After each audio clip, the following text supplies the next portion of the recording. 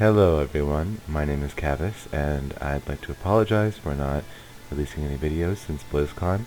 I felt very uninspired until recent events, and now I'm going to introduce my very first topic.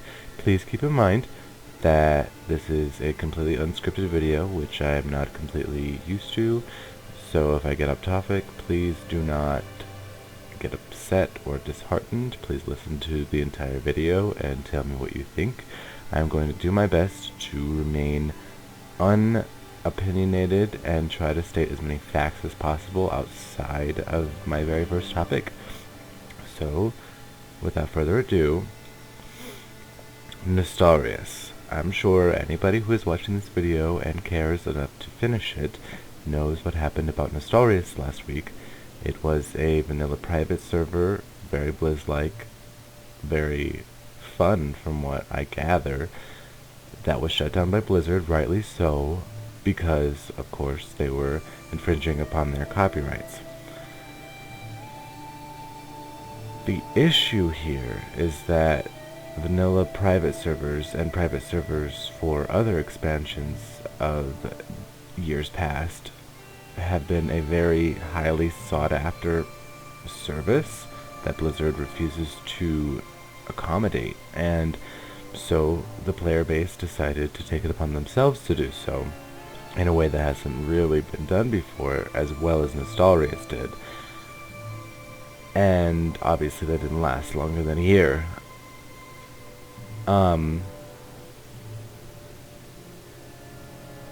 The issue that we are facing is that Blizzard has yet to make a statement.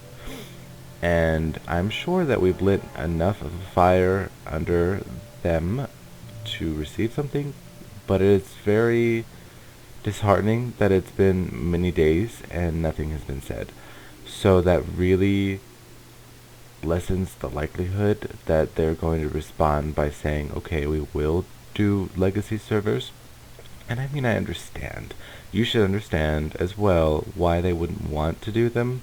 Because imagine you've spent all these years trying to make this game your own after arguably their best game designer left for other projects, and people haven't liked it for the most part. It has been very poorly received. And so it's kind of embarrassing as a company to try to sell a product that is one that you sold 10 years ago, and at the same time try and sell a new product, and if the old product were to be received far better than the new product, it would look like egg on their face, and I'm sure they don't want to be embarrassed like that. So as much as legacy servers would be great, as much as I would play on them, I just don't see that it's going to happen anytime soon. Now, moving on, this is why I believe many people sought after vanilla servers, or even servers from Burning Crusade or Wrath of the Lich King. Towards the end of Wrath of the Lich King, we lost a lot of aspects of this game that really made it what it is. And that's a fact. Because with the group finder, there was sort of a snowball effect in all upcoming changes, and really just the stigma that it placed on the community as a whole was really, really negatively impacting. First of all, the largest point that I have to make is that the community itself suffered a schism.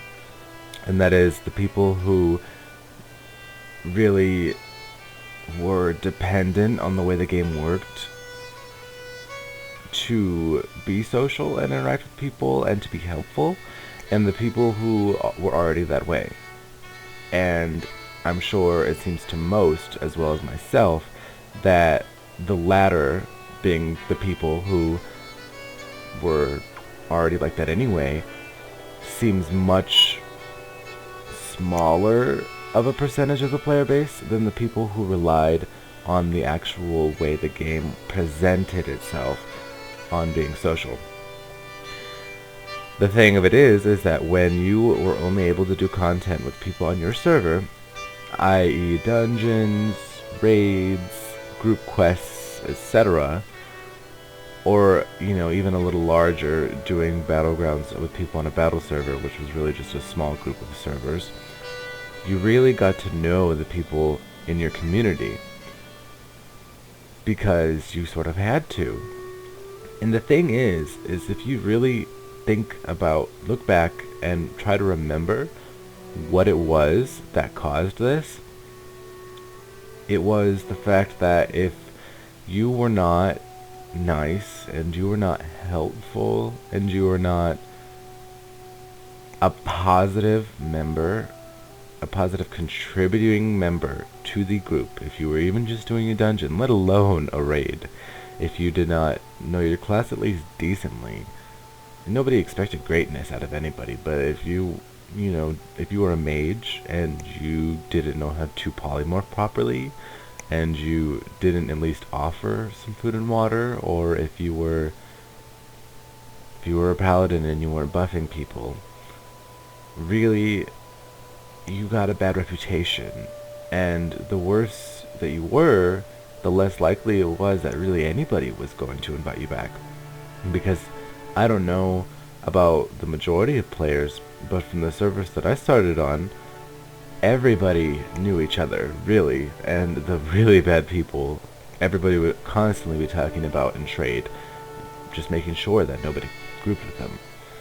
So really, it was a motivation to be social, a motivation to be helpful, and a motivation to know your class. Starting with the group finder, what happened was that you could group with virtually anybody in this game at the click of a button. And it really removed all consequence out of being rude, out of being unhelpful, out of being bad enough to where you just stood there and watched everybody as they cleared everything. You weren't even really AFK. And I can safely assume that many of you have seen that as well as I have. So it's quite sad. This game had a very solid community, and you could see that by what the people of Nostalria showed of that server, because those people still exist. They want to have that kind of community again, and they formed it in Nostalria. It is possible if the game just pushes for it. It doesn't absolutely say no. There will be no community. It will just be one large mega community of the entire game, and that is it. Now, as for difficulty, in years past, the game required a lot of group play. Even in just questing, there were really hard parts of the quest that required you to find multiple people to finish. Dungeons were more difficult, and this was definitely mainly because there were no heirlooms, but even in Cataclysm, when people were heading in with their old heirlooms from Wrath of the Lich King, and they thought that they wouldn't have that much of an issue, lo and behold, it was super difficult all over again, and you had to CC, you had to take your time. And really, that's kind of how a dungeon should work. However, I understand the argument against it, because a lot of people don't like that because of how long it takes, but if you were to be given a sizable experience reward, it would even itself out, because dungeons should not be face roll, but they should be worth your time. And from what I remember of dungeons in years past, Burning Crusade, Wrath of the Lich King, more so the former, they gave a sizable amount of experience for the amount of work that you had to put in to do dungeons, such as finding a group and going all the way there and summoning people at the summoning stone when that finally became available, and taking the time to actually clear through the dungeon. Not only did you get a sizable amount of experience, but you tended to get really good gear. So I don't even have a gripe with the personal loot system. I think it's fantastic. I have a gripe with how the dungeon experience works, especially as a leveling experience, because kind of pointless and it's kind of boring how fast they go when you're leveling with full heirlooms, and how insignificant the experience feels unless you're using some sort of experience increase, such as heirlooms or such as buffs. As for the world felt a lot more open, and again, it was proven in Nostalrius, from what I've seen, that if the game pushes you to experience the world, that people still want to go out into it and explore it and be a part of it, and they won't complain. I've seen so many screenshots and videos of Nostalrius where the zones are just jam-packed with people just doing an assortment of things that the game itself, the retail experience, did also show in years past.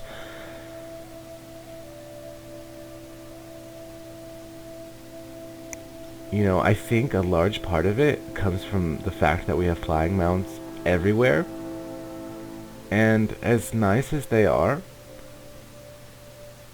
that sort of really shrinks down the size of the world, and it really shrinks down how many people you'll see out in it. Not even so much the portals that you'll find in cities, but 9 times out of 10, people will be on their flying mount, and they'll just fly over all of the content that would have been happening on the ground. And I'm not talking about game launch content, like with Miss Pandaria and Warlords of Draenor, how they wanted you to experience the content first, and then get your flying later. I'm talking about how even this late into the game, the tail end of Warlords of Draenor, and now that everybody's flying everywhere, they're not walking on the ground, they're not going to be having to walk around to get nodes, they're not going to have to walk around and run into each other and possibly fight to the death, they're not going to, stumble upon a potentially deadly group of enemies if they're not being careful. I mean, all of these things were an integral part of the game in the past, and now you can just zoom right over it on a flying mount. And I know you don't have to, but when everybody was on the ground and doing these things, so much things happened. People would be asking in general chat for help for an assortment of reasons, whether they were being ganked, whether they needed help finishing a quest, whether they got ambushed by Stitches in Duskwood, and that everybody just decided to go kill him. Things like this. They also miss a sense of PvE progression, such as the attunement quests and the fact that you had to slowly make your way through dungeons and then the order of raids that was intended. Now, the attunement system was quite difficult and quite lengthy, and it was a very old system that could be worked upon, but it was a very good system, because now what can happen is people will ding 100, whether they worked for it themselves or whether they got a boost. Arguably they did work for that because they work for the money. But they can go to Ashran, they can run around and collect artifacts for about an hour and turn them in for honor and get complete blue gear very quickly, on top of the fact that they can get gear out of boxes. And they can jump right into current level PvP or PvE content. Now, as for the PvE content, it's not that easy to jump into, say, Mythic raiding. Of course, Mythic raiding is still very challenging, and I will never belittle the difficulty and the experience that it offers people. However, if it was offered in a different format other than, okay, clear normal, you good on that? Okay, now clear heroic. Good on that? Okay, now clear mythic. When there were less difficulties for raids and a bit more variation and a few more raids, I feel as though it offered more compelling gameplay. And it did offer a progression system. And although in Naxxramas, for instance, when that was a vanilla raid, 1% of the population saw it, or less than. And when BC was happening, by the time Sunwell came out, nobody was there really, except for the top guilds. And While I think that is kind of sad, and that's part of the reason why they implemented Raid Finder, so that people will never not experience a raid that they spend so many hours and so much money producing. They could just make the progression system a lot easier to digest, because even in Wrath of the Lich King, many people saw ICC, many people at least saw Next Ramus, because it was a lot more pug friendly, and it was a lot more casual friendly, and they still didn't need a raid finder for people to see this content, just because it just wasn't so difficult to access, but it wasn't a push of a button to access. I know for a fact that there are plenty of people who miss World PvP, and there are plenty of people who don't. Plenty of people hated it. But the fact of the matter is that on current live servers, it's very dead. And I played on Emerald Dream US for years, so I know that really it's a lost cause, because while I first started on there, it was very strong and it was very fun, and the entire server was very oriented around World PvP. In today's age, it has even died out on really the only PvP server that really cared about World PvP. And whenever you try to start something on another server, the first thing they say is it's not Emerald Dream, and go to Emerald Dream if that's what you want to do. And nobody really cares enough to try to recreate those kind of events, because it won't happen naturally out in the world the way it would have if the old world was compelling and everybody was constantly in every zone and the zones were full like they were in the past. Now, what we have now is we have a multitude of servers that became empty over the years of sub losses and have since been merged. And even since, they're still very empty due to the fact that there are phase lines, due to the fact that you can't really do much with the people that are not technically in your server, but they're in your merged server group. It's kind of a broken system, and if even they just merged the servers and had them become one server, I feel like that would have really fixed a lot of those problems due to population. And really, nobody's interested in being social anymore. Even when people are invited to your guild and you try to talk to them, you try to include them in events that are happening in your guild, a lot of people don't really have any interest in responding. And I feel like that's because, really, again, they don't have to. There's not that sense of community that they feel like they'd be letting down, or they feel that they won't be a part of if they're not being social. There's not really anything that they'll miss out on if they're not being social, which really, really bogs down the effect that this game had.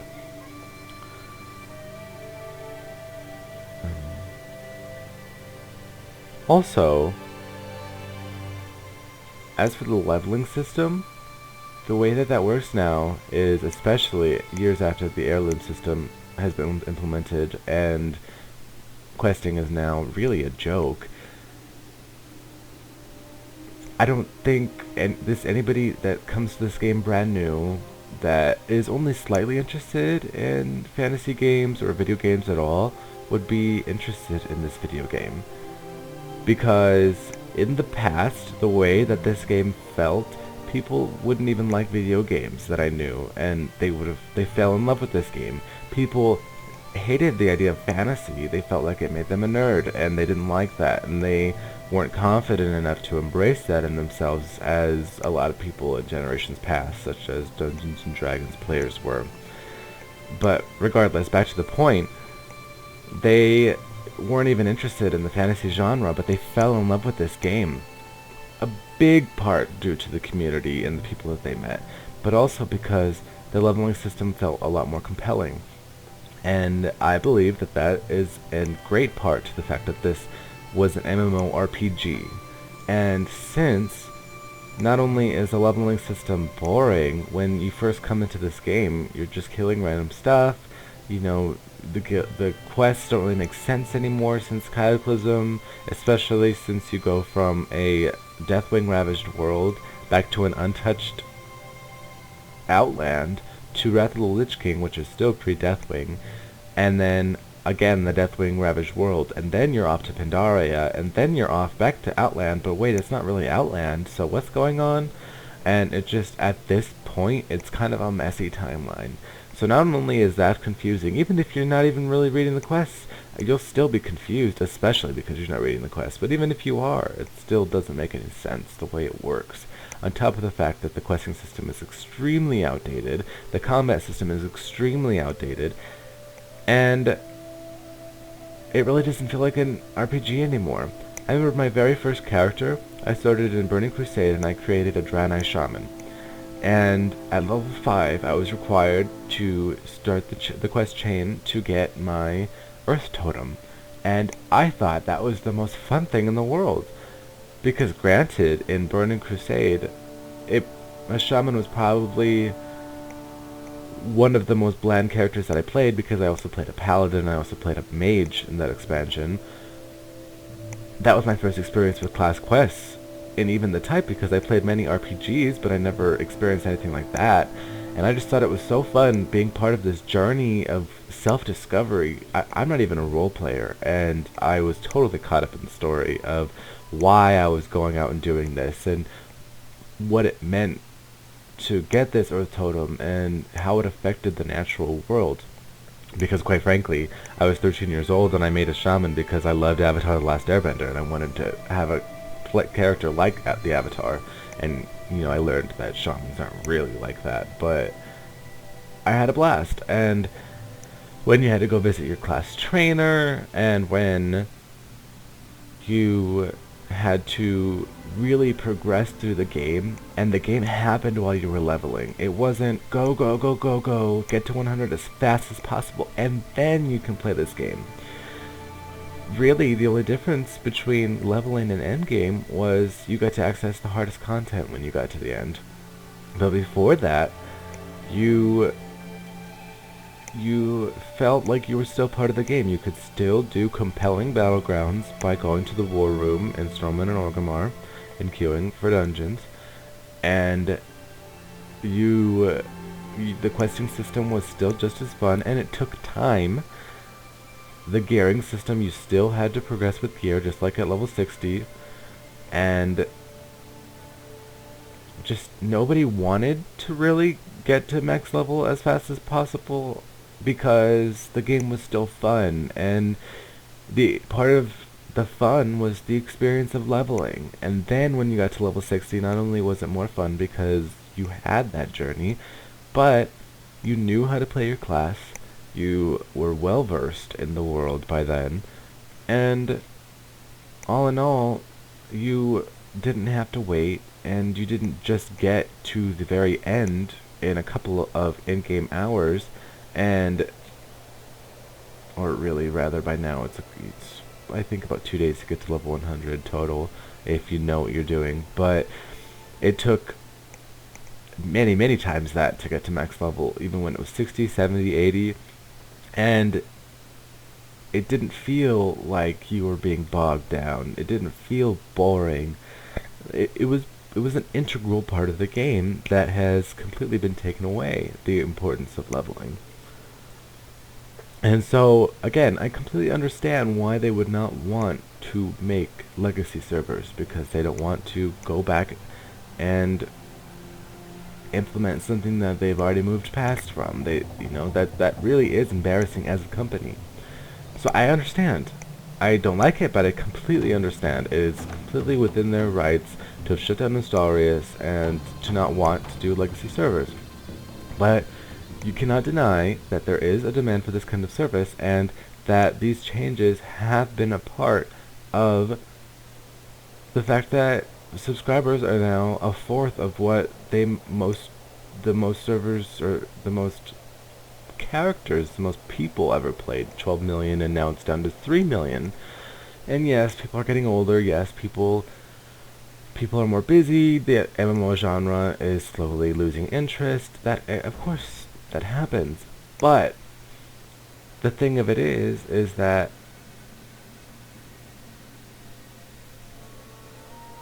people would be more interested. They'd still have more than 3 million. If you look at the beginning of Warlords of Draenor, we had 10 million people who wanted to play this game until they realized how Warlords of Draenor was implemented.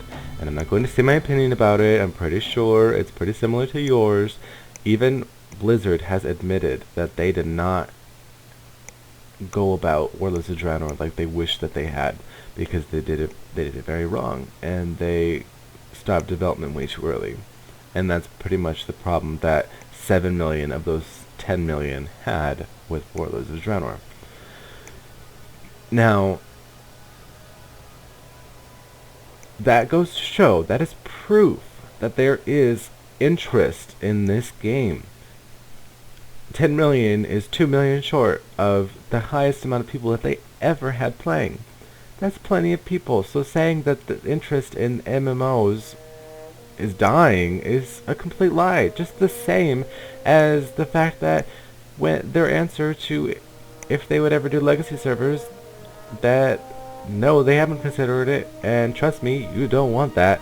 You think you do, but you don't. Like, they are trying to push their own agenda, the way they want this game to go, and that's that. But really, I don't think that the players, now that they know what they could have with Nostalrius, are okay with that. And the thing of it is they don't have to do legacy servers, but they would either have to do that, or they would have to completely revamp this game. Now, I don't know how they would do that in its current state, so I know that this is a tired old subject, but really stay with me here. Their best bet, really, at this point, if they're not going to do legacy servers, is to make a World of Warcraft 2. And the reason is because a World of Warcraft 2 would give them a platform to completely change this game, to move forward, which would be the only reason why they would not have a good reason to do legacy servers, and really shape this game into a completely new direction that they want to go. The kinds of things that need to come out of a WoW 2, if they were to implement it, would be a revamped combat system, because the combat system is still fun, but it could do a lot of work. With a lot of work. You know, the tab target system is kind of old. Maybe they could do something very similar to Elder Scrolls Online and Black Desert Online. Maybe something similar to WildStar. Something more interactive with what you're doing than just pressing tab or clicking on a target and then pressing buttons. The next thing that they could add to a WoW 2 is a completely revamped quest system. I'm not sure if you ever played Guild Wars 2, but they have a system of world events that happen, and so instead of talking to somebody, them saying, oh, please go kill this X amount of mobs and collect X amount of nodes, you go up to an area in the world and it says, oh, we're being attacked, so please kill everybody and defend this town. And so you kill everybody, and then you get the experience and currency reward for that. And then this game could really do with dynamic events, again, like Guild Wars 2, where if enough people were in an area, an event would trigger, and it would be this huge, massive, like, boss, or something along the likes, and you'd get really good rewards for partaking in such events. And it's a really good system. On top of that, they would have to have a strong emphasis on the open world and no flying, at least for the amount of time that vanilla until Burning Crusade had. And many games, including, again, Guild Wars 2, do not have flying, and yet it's not an inconvenience to get places, because in Guild Wars 2 you have waypoints. So once you finally get to a place, you access a new waypoint, and anytime now you can just open up the map and you can click on the waypoint, and for a small fee, just like flying paths here in WoW, you can get there instantly. So it's a quite nice system. They would also hopefully revamp the graphic engine, because this is a very old graphic engine from the late 90s, and It would be nice if World of Warcraft could be on par visually with a lot of other games, such as even Guild Wars 2, which was just working on an old engine itself, but not as old as WoWs. Maybe something along the lines of Star Wars The Old Republic. I don't expect anything along the lines of Black Desert Online or Elder Scrolls Online. If Blizzard wants to do that, that'd be great, but I'd expect something still cartoony like Overwatch. Overwatch is a beautiful engine. It's still classic Blizzard cartoony look, but much more polished than World of Warcraft is at this point. And it would also be nice to see places like Silver Moon and the Exodar completely redone in a better engine. As well, they would just need to implement the things that people wanted out of Nostalrius, that people wanted out of legacy servers, and just put them in this new game. So things like server-locked content that forces the community to grow and uphold itself. And while that's debatable, they really just need to find a way to make the community important again. And as the game currently is, that's the best option. If they can come up with something completely new that will guarantee each server or group of servers has a strong community, and that it will police itself and make sure that they know that it's important to be active in the community and to be very kind and helpful, then that's really all that we need. On top of, we need an actual PvE progression system, again, attunement style, though probably a lot simpler than attunements of the past, but I think that it could create a lot more compelling gameplay than the way that the PvE progression system currently works, if you could call it progression. Outside of Mythic, that is, because Mythic is, of course, progression. And compelling reasons to visit every zone so that the world feels full, and there's PvP everywhere on PvP servers, of course. Don't want to force PvP on everybody. But World PvP was a very important part of this game. No doubt.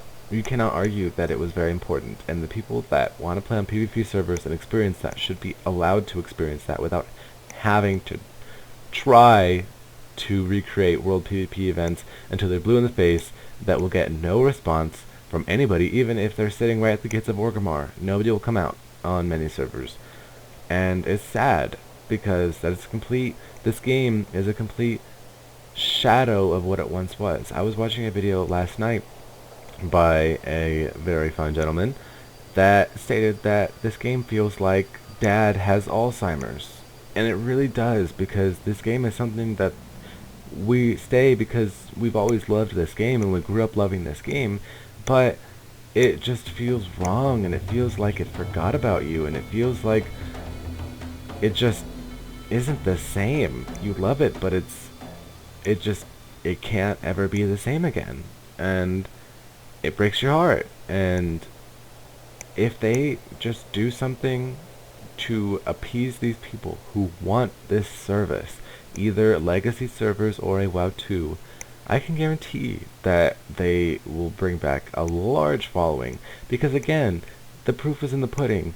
They got 10 million people interested in Warlords of Draenor, and over half of them bailed immediately because Warlords of Draenor wasn't what they thought it would be, because the game is still the same. It still caters to these, quote, casuals that aren't driving this game to any place successful. And that shows that there are 10 million people who are completely interested in World of Warcraft, who want the game that this used to be, but they don't have it, and they can't have it, and so they won't be paying the subscription fee to Blizzard.